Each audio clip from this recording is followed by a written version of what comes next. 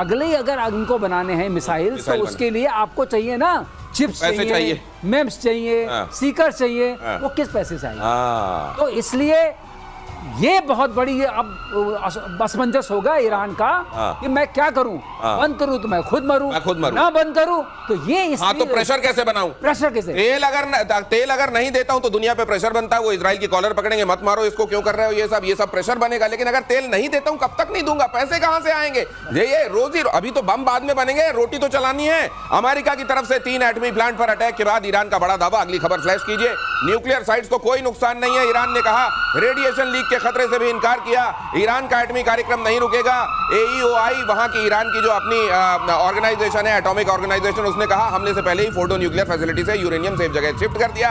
ईरानी media, अब ये ऐसा नहीं है भाई साहब कि आपके पास कुछ पाव भाजी पड़ी थी, पाव के पैकेट पड़े थे, ब्रेड पड़ी थी, लोफ पड़े थे, उसको आपने कहीं शिफ्ट कर दिया। ये यूरेनियम है, इसको कहां शिफ्ट कर देंगे? अच्छा, दूसरे सर मेरे को एक समझ में नहीं आ रही है, फिर वही IAEA कह रहा हम इमरजेंसी बैठक करेंगे, मंडे को करेंगे। अरे भाई साहब, आज वहां पे फूट रहा, आप मंडे को इमरजेंसी बैठक करेंगे? गजब है IAEA। ये वर्किंग डे में ही काम करता है। आज संडे आप आ गए, बात अलग है, पर वो नहीं आने वाले हैं। उनका मूल्यांकन करना उनका मतलब रेडियो एक्टिविटी अगर हुई हो तो हो जाए, फैल जाए, जो होना हो जाए। हम मंडे को आके 10:30 बजे ऑफिस खोल के बताएं। एक्टिविटी कैसे होगी जब पूरा का पूरा पहाड़ गिरेगा, खत्म, तो वो उनको पता है। ये वैसा है जैसे सरकारी बैंक होता ना कि जी आप जाओ, सर्वर डाउन है हमारा। सर्वर डाउन है इनका, वो कुछ नहीं है। अच्छा, मैं एक और चीज कहना चाहता हूं, एक भविष्यवाणी तो नहीं, लेकिन मेरा एक एनालिसिस है, सर्वे लग रही। देखिए, ईरान जब हिट बैक करेगा तो सिर्फ ऐसा ही नहीं कि हॉर्मुज में हिट बैक करेगा, उसके अभी भी प्रॉक्सीज जिंदा हैं, और इनका सबसे इंपॉर्टेंट प्रॉक्सी जो है वो हुथीज हैं, जो कि यमन के साउथ में हैं। तो हो ना हो अगले 10-12 दिन में मौसम देखते हुए सऊदी अरब इस लड़ाई में कूद जाए, हो ना हो सऊदी अरब भी इस लड़ाई में सामने आ सकता है मौसम देखते हुए। हूती विद्रोही बड़ा रोल प्ले कर सकते हैं, ये भी आप सुन लीजिए आज। और ये क्लिप कुछ दिनों में आपको दिखाऊंगा मैं, क्योंकि मेरा ये अनुभव कह रहा है कि बीते दिनों में जो यहां कहा जाता है वो होता हुआ दिखाई देता है। 20 इजरायली फाइटर जेट्स ने ईरान पर हमला किया। सेंट्रल ईरान के कई शहरों पर अटैक, तेहरान के साथ इस्फहान पर भी हमला। ईरान के 8 बैलिस्टिक मिसाइल लॉन्चर्स भी तबाह। 6 मिसाइल इजराइल पर हमला करने को तैयार थे। अब सब सवाल ये है सर, ये जो आपने बताया था 2/3 के आसपास तो लॉन्चर्स इनके पहले ही नष्ट कर दिए गए हैं, लॉन्चर्स अभी भी तबाह हो रहे हैं। मान लीजिए के पास 20-30 हजार का किसी के पास जखीरा है भी मिसाइलों का, लॉन्चर्स अगर समाप्त हो जाए तो वो मिसाइल किस काम के? से तो फेंकेंगे नहीं आप। मामला गया। इसीलिए आप देखेंगे शुरू से वो ये कर रहे हैं कि लॉन्चर मार, जिस लॉन्चर से मारते हैं, जैसे खैबर शिकान जिस लॉन्चर से गई, इसमें वो भी शामिल है। उस लॉन्चर को भी खत्म कर दिया, क्योंकि लोकेशन मिलती है और सैटेलाइट इमेजरी उनको कंटिन्यूअसली आ रही है। जिस लॉन्चर से आप मारते हैं उस लॉन्चर के कोऑर्डिनेट्स आ जाते हैं। वो साइलोज हैं, साइलोज को आप मूव कर नहीं सकते। जो इमूवेबल साइलोज हैं उनको वो खत्म करते जा रहे हैं। मतलब इसमें कुछ वो शूट स्कूट वाला हिसाब नहीं होता? नहीं, साइलोज में साइलोज में मतलब वहीं रहना पड़ेगा आपको। वो वाला होता है, वो अलग होता है। वो अलग होता है, वो तो आप दिखता है, सरफेस पे है, उसको आप मार सकते हैं, वैसे भी आपका इमेजरी है। लेकिन साइलोज को मारना बड़ा मुश्किल होता है, और ये जो मिसाइल्स हैं जो हाइपरसोनिक होती हैं, साइलोज में होंगी। सर, एक और क्यूरियोसिटी है और वो आप बता सकते हैं, लेकिन इस खबर के बाद ईरान के एयरबेस पर इजरायली सेना का बड़ा हमला। ये फ्लैश कीजिए। ईरान के 2 F-5 फाइटर जेट्स तबाह। फाइटर जेट्स दैटफुल एयरपोर्ट पर तैनात थे। एक बात जो ये कही जा रही है कि मॉडर्न डे वॉरफेयर में अब ये ड्रोन्स, फाइटर जेट्स, इनकी बहुत ज्यादा बढ़ती जा रही है आज कीमत ये। लेकिन उसका एक दूसरा पहलू ये भी है कि भाई साहब, बना लो आप अपने पास इतनी सारी मिसाइलें कि आपको अपने फाइटर जेट्स भेजने नहीं, यहाँ से लॉन्च करो, वहां मारते रहो। बिल्कुल सही दिनेश। कई बार हम ये सोचते हैं एक अगर हमें स्टेल्थ फाइटर, जैसे आप चाहते हैं F-35, फुली लोडेड F-35 आपको 1000 करोड़ पड़ेगा। 1000 करोड़ में आप हाइपरसोनिक मिसाइल्स कम से कम बना लेंगे। कितने? 20 करोड़ की भी एक पड़ी तो आप 50 बना लेंगे। तो 50 मिसाइल आप देखिए, 2-4 पड़ती है, क्या हंगामा मचता है। तो इसलिए ये जमाना बड़ा बैलेंसिंग का आ गया है कि आपके पास कितने स्टेल्थ फाइटर्स होने चाहिए, आपके पास एयर डिफेंस नेटवर्क कैसा होना चाहिए। और स्टेल्थ फाइटर तो बहुत महंगा बनता है सर, बहुत महंगा। उसके मुकाबले अगर आप मिसाइल बनाओ तो सस्ती पड़ती होगी। सस्ती पड़ेगी। और इंडिजिनस, आपको बता दें, जहां तक भारत का सवाल है, हम रॉकेटरी के सुपर पावर हैं। ये बहुत कम लोग जानते हैं। रॉकेटरी मतलब उछाल के फेंकने वाले। किसी चीज को फेंकना हो फेंक सकते हैं। हमने चांद पे पहुंचा दिया, एक जहां तक भाला जाए, एक जहां तक भाला जाए, राइट, उसमें उस्ताद है, उसमें कोई दिक्कत नहीं है। जहां तक सवाल है हमारी डिपेंडेंस, आप ये कह सकते हैं कि माइक्रोचिप्स के लिए है। और मैं आपको एक चीज बता दूं, माइक्रोचिप्स जो है ताइवान 95% मिसाइल्स की माइक्रोचिप्स बनाता है, मिलिट्री माइक्रोचिप्स। तो इसलिए थोड़ा संबंध अच्छा रखना पड़ेगा ताइवान के साथ। ताइवान तो करते हैं। अब ताइवान को लेकर भी यहाँ कहा जा चुका है, मेजर गौरव आर्य कई बार कह चुके हैं, अब एम्बिग्विटी खत्म, सीधे सीधे जाओ, सपोर्ट करो। ईरान पर अमेरिकी हमले की रशिया चाइना ने निंदा की। दोनों देशों ने कूटनीति के जरिए शांति की अपील की। चीन ने हमले की तुलना 2003 के इराक युद्ध से की। हमला परमाणु तबाही का जोखिम बढ़ा सकता है रूस। और दिमित्री मेदवेदेव कह रहे हैं कि कुछ कंट्रीज ऐसे हैं कि अगर वो नहीं भी बना पाएगा तो वो दे देंगे अपने न्यूक्लियर ईरान को। कुछ नहीं देने वाला, कोई कुछ नहीं देगा। रशिया का बैंड बजा हुआ है बहुत बुरी तरीके से, यूक्रेन के साथ फंसा है। रशिया को 3 साल पहले ऐसा लग रहा था, और सही बात है, उस समय हम सबको यही लग रहा था कि रूस आएगा, अंदर वॉक करेगा, 4 थप्पड़ मारेगा और यूक्रेन को टेक ओवर कर लेगा। ऐसा हो नहीं पाया। पहली चीज, हमें यह भी लग रहा था कि ट्रंप जिस दिन अपना हाथ पीछे खींचेगा यूक्रेन विल कोलैप्स। अभी तक यूक्रेन कोलैप्स नहीं हुआ है, तो रूस किसी मूड में नहीं। हाँ, जैसे मैंने बोला ना कि ईरान के लिए बहुत सपोर्ट है दुनिया में, बहुत सपोर्ट है, लेकिन सारा का सारा फेसबुक पे है। फेसबुक पे तो सब ऐसे लोग हैं कि अभी AK-47 लेके पहुंच जाएंगे तेहरान और बोलेंगे चल भाई हम तेरे साथ लड़ेंगे। लेकिन ऐसा नहीं है। चीन यही काम कर रहा है, ईरान के लिए कह रहा है अच्छी बातें, और कह रहा है कि तेल में डिस्काउंट दे दो। रूस ने भी बोला था कुछ समय पहले, 2-3 दिन पहले रूस ने भी बोला था, व्हाइट हाउस ने क्या बोला उसको कि पहले भैया तू यूक्रेन देख ले यार। तो ये ईरान इजराइल छोड़, पहले अपने घर का मामला ठीक कर, फिर बाद में और चक्करों में पड़ियो। ये दोस्ती तो वो वाली लग रही है, वो जो कहा जाता है कि शराबी यार किसके, खाए पिए खिसके। तो ये मतलब ये कि केवल वो कोई सॉलिडेरिटी। फर्क सबसे बड़ा क्या है? फर्क सबसे बड़ा ये है कि अगर कोई मुल्क ये कहता है कि हम इजराइल के साथ खड़े हैं, तो इजराइल को पैसे भी दे रहा है, हथियार भी दे रहा है, उसके लिए लड़ भी रहा है, जैसे अमेरिका। ईरान के लिए कौन कर रहा है? क्या रूस ये ऐलान कर रहा है कि हम अपने इतने डिवीजन टैंक के भेज रहे हैं, हम इतने रॉकेट्स भेज रहे हैं? क्या चाइना ऐलान कर रहा है कि वहां पे PLA आएगा और PLA ठोक देगा?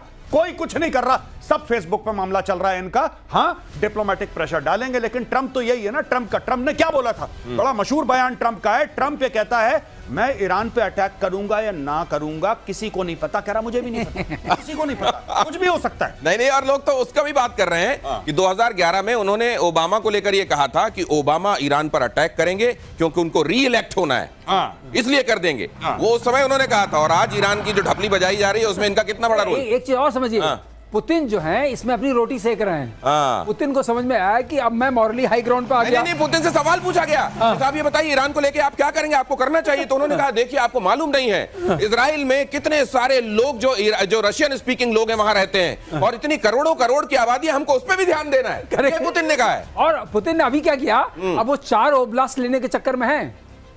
तो मतलब जब तक दुनिया का ध्यान इधर है ना, जब तक इधर शोले किया जा रहा है, बसंती इधर पता नहीं क्या हो जाने वाला। अगला देखिए, ईरान पर हमले से बौखलाया मुस्लिम वर्ल्ड।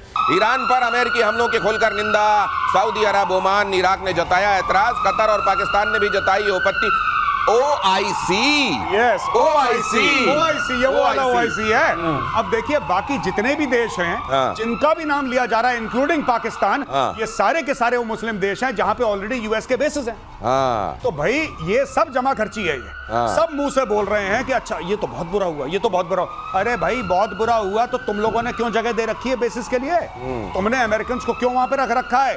पाकिस्तानियों ने तो अपने दे दिए, 2 बलूचिस्तान में दे दिए। नूर खान दुनिया भर का अपना रेड कारपेट लेआउट कर दिया। और यही पाकिस्तान कह रहा था नहीं, इनको ना नोबेल प्राइज मिलना चाहिए ट्रंप को। आज की तारीख में पाकिस्तानी सरकार पे थू कर रहे हैं और बोल रहे हैं कि यार ये तुमने क्या करा, तुमने तो आलम इस्लाम के साथ गद्दारी कर दी। गद्दारी करने वाला मीर जाफर पाकिस्तान की सरकार नहीं है, वो आसिम मुनीर है आर्मी चीफ तुम्हारा, वो गद्दार है, उसको पकड़ो। और टर्की ने बुलाई थी बैठक अपने यहाँ, ऑर्गेनाइजेशन ऑफ इस्लामिक कोऑपरेशन, ये जो है भाई साहब, वहां जाके इन्होंने क्या किया है। और आप देखिए ये बताया जा रहा है हकीकत क्या, इसीलिए कह रहा हूं OIC। और डोनाल्ड ट्रंप की दोगली नीति बेनकाब हुई है इधर।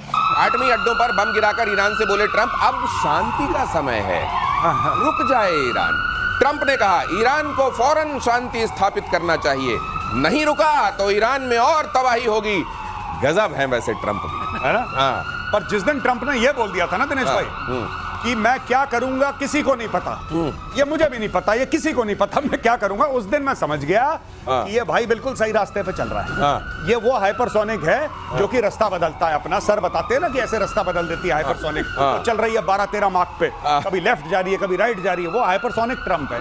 ये जब ये बंदा अमेरिका का राष्ट्रपति, the most powerful man on earth, जब ये कहता है ना कि किसी को नहीं पता। कह रहा मुझे खुद भी नहीं पता। कोई बात नहीं, घर की बात है, कुछ भी हो सकता है। और अब दुनिया में शांति होनी चाहिए। अब दुनिया में शांति होनी चाहिए। क्यों मैंने सब टोक दिया। अब शांति होनी चाहिए। अब शांति होनी चाहिए। और इस बीच ये खबर भी देखिए कि अमेरिकी हमले के बाद फंस गया है पाकिस्तान। ईरान पर अमेरिकी हमले की पाकिस्तान ने निंदा की है। हमले को अंतर्राष्ट्रीय कानून का उल्लंघन बताया है। कुछ दिन पहले ट्रंप से भी की थी मुलाकात पाकिस्तान भी, लेकिन ये जो गौरव बोलते हैं हाँ। ये फेसबुक की सबको कहना है। हाँ। देखिए यहाँ पर क्या है, इन सारे कंट्रीज में जिसकी हम बात करते हैं, जो रूलर्स हैं वो अलग हैं, अवाम अलग है। अवाम उम्मा वाली है और वो कहते हैं मुस्लिम ब्रदरहुड का क्या होगा, तो उनके लिए कुछ न कुछ बोलना पड़ता है और बाद में फोन करके माफी मांग लेते होंगे, सर हमें बोलना पड़ रहा है, इसका कोई मतलब मत सर, लेकिन बहुत सारे लोगों ने ये भी कहा मेजर गौरव आर्य कि जब मुनीर को बुलाया ना तो अमेरिका जो डेमोक्रेसी करता है ना, उसने डेमोक्रेसी को भी एक तरीके से गाली दी। जी बिल्कुल। शहबाज शरीफ को भी एक तरीके से गाली दे दी और कह दी बेटा तू नहीं है, ये है, इसलिए इसको बुलाया। और आज की तारीख में मैं आपको बताऊं कि एक भेड़ जैसा होता है जो पाकिस्तान का राष्ट्रीय जानवर है। भेड़, उसको कहते हैं मरखोर।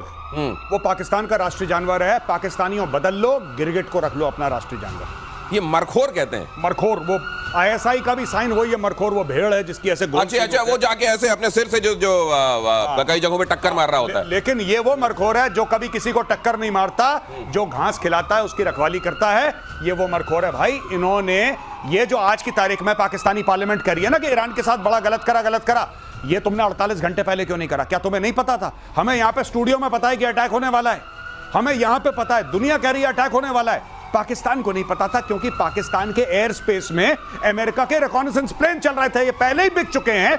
अब ये जो कह रहे हैं कि हम निंदा करते हैं, हम इसको गलत मानते हैं, अटैक गलत है, ये अपनी आवाम, क्योंकि आज की तारीख में पाकिस्तानी जो आवाम है, जो मुस्लिम्स हैं पाकिस्तान में 97% वो सड़क पे आने की बात कर रहे हैं। वो कह रहे हैं कि तुमने मुस्लिम उम्मा के एक मुल्क की, एक अहम मुल्क की पीठ पर तुमने खंजर उतारा है, तुम धोखेबाज हो। तो उनको मॉडिफाई करने के, लेकिन नहीं, ऐसे हम तो निंदा करते हैं, हमारा कोई लेना देना नहीं है। यही लोग कह रहे थे ट्रंप को नोबेल प्राइज दे दो।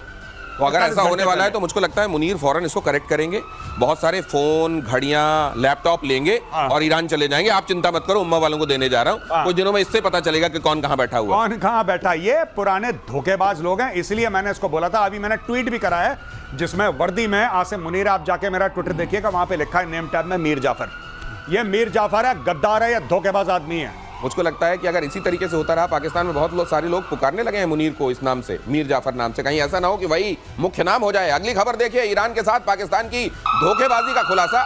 ईरान के सैन्य कमांडर की जासूसी का आरोप। रिपोर्ट में दावा है कि मोहम्मद हुसैन बागेरी की लोकेशन लीक हुई थी। इजराइल ने मोहम्मद हुसैन बागेरी को मारा था। ये उधर से भी खा गए पाकिस्तान जो है ये अब अगला, क्योंकि अब ये एक्सपोज हो गए हैं कि इन्होंने घड़ी बांटी, ये किया। अब कैसे देंगे लोकेशन, ये क्या करेंगे अब अगली बार? नहीं, ये कुछ नहीं, ये जितना देखिए, ये कुछ ना कुछ तरीका, पाकिस्तान कोई ना कोई तरीका निकाल लेता है पैसे कमाने का। ठीक है, पाकिस्तान ने अमेरिका से पैसे पकड़ लिए हैं, कहानी खत्म हो गई है।